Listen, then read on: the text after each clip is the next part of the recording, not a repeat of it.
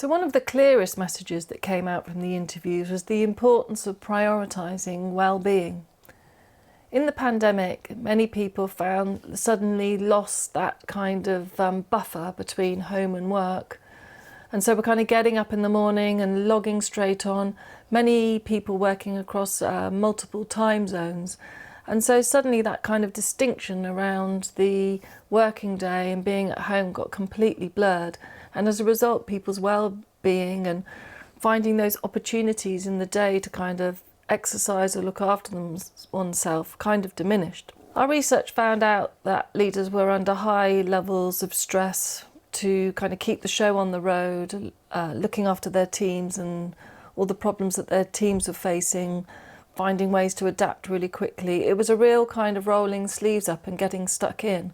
And the impact on the hours that they were working and the stress levels was really quite significant. Many leaders experienced the contradiction of telling their staff to take care of themselves, to take more time out, but while at the same time were working lots of hours themselves. And it wasn't until leaders kind of reached the brink of their capacity or were right on the edge of burnout before they really realised that they were going to have to stop and do things differently. So for many, through almost reaching burnout, realised that they were going to have to prioritise themselves first and introduced little things during their day that actually made a big impact. So actually scheduling time for self-reflection, making sure they were going for a walk every day, having a trusted colleague they could download to now and then. And for others, they really prioritised exercise and running and swimming. So as a leader, to lead others, you really need to lead yourself. And it starts with physical and mental well-being.